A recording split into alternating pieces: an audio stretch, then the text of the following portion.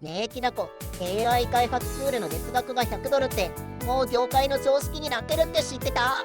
そう、しかもオープン AI、アンスロピック、カーソルの3社が揃って同じ価格帯に並んだの。月額$100って日本円で15000円でしょ。20のクラスプランで十分じゃないの？実はね、ヘビーに使う開発者は API 重量課金だと月に数百ドルから数千ドルかかってたの。数千ドル？じゃあ100は逆に安いってこと？使い方次第だけど安くなるケースが多いの。今日はオープン AI の新プランの仕組みからコーデックスの進化、 AI 開発ツール業界の価格戦争、そして費用対効果まで深掘りするよ。きなこもっちーのテック深掘り。今日も一緒に深掘りしよまず大前提としてオープン AI のプランを整理するね。2026年4月9日に発表されたプロ100は既存のプロ200と同じブランドの買いプランなの。つまり200のプロを安くしたバージョンってこと？機能は全く同じ。違うのは利用枠だけ。公式ヘルプに同じコア機能で、違いは利用料だけって明記されてるの。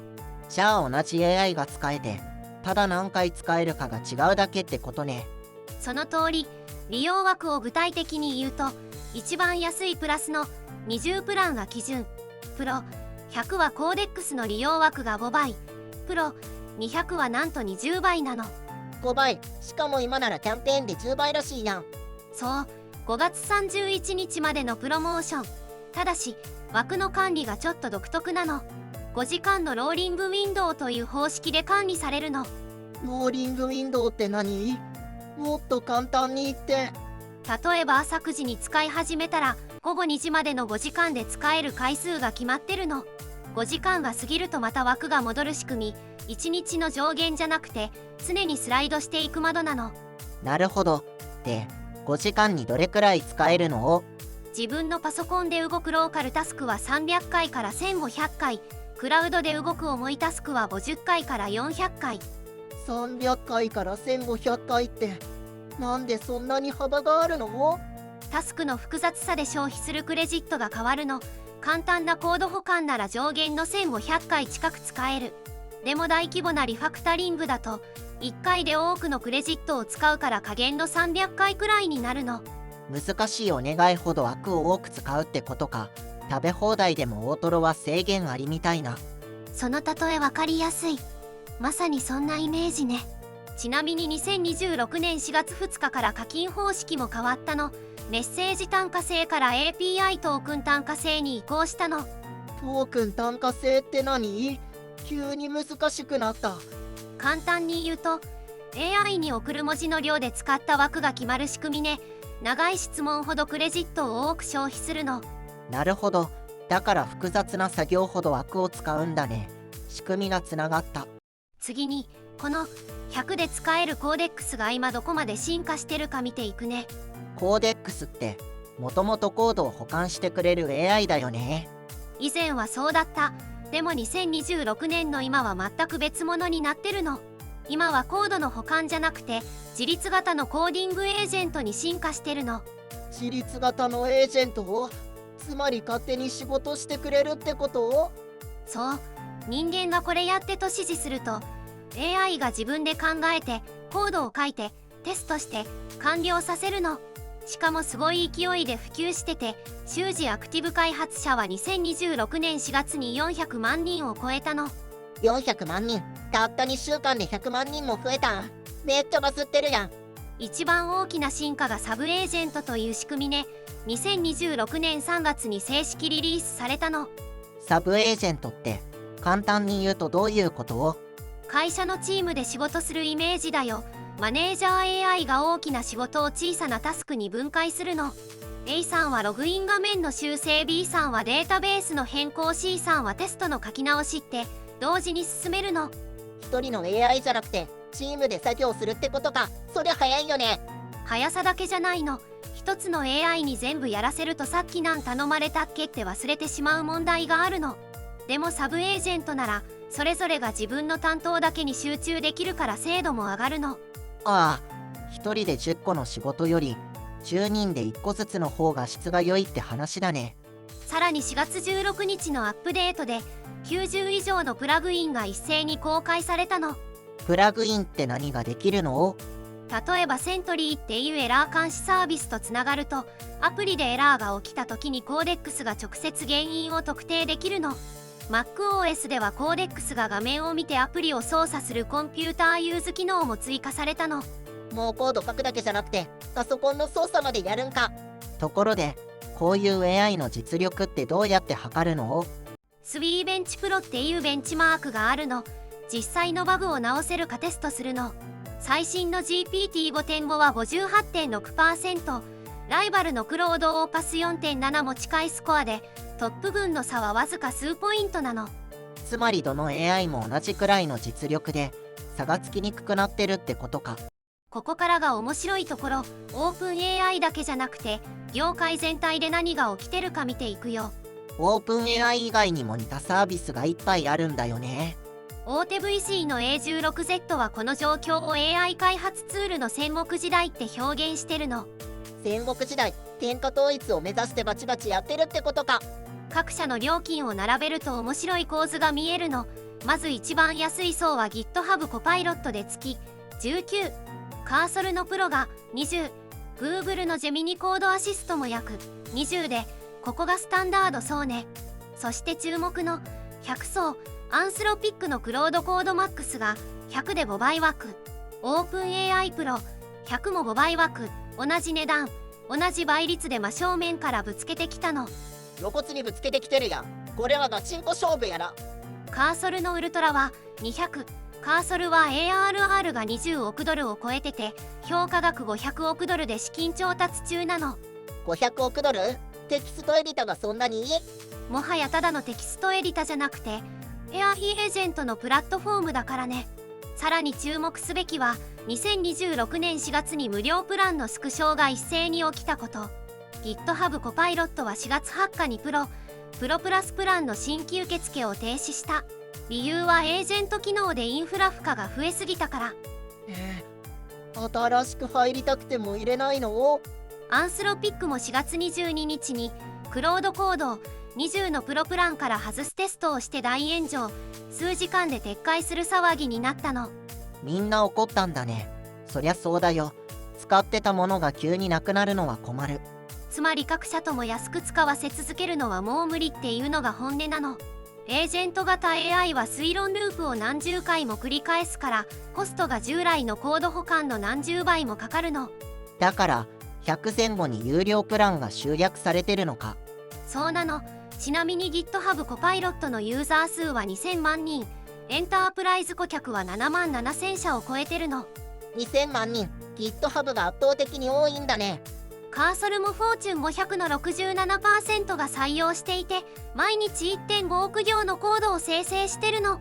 ガートナーの予測では2028年には企業のソフトウェアエンジニアの 90% が AI コードアシスタントを使うようになるの。14% から 90% ってこれは完全に当たり前のツールになるってことだね。もう Excel みたいな存在になるのか。ここで実際の活用事例を見てみよう。AI 開発ツールでどんな成果が出てるか。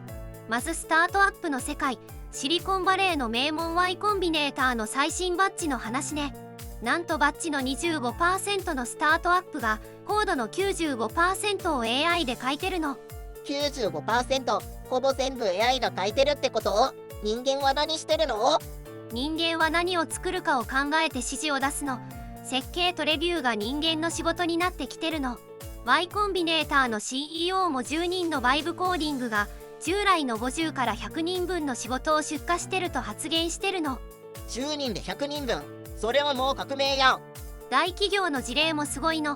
決済サービスのストライプは1370人のエンジニアに AI を展開したの。1万行のプログラミング言語移行をたった4日で完了させたの。普通なら10人で1週間かかる量だよ。4日で1万行？前が日記1ページ書くのに3日かかるのに。セキュリティ企業の Wiz は5万行のコード移行を20時間で終わらせてるの。手作業だと3ヶ月かかる量だよ。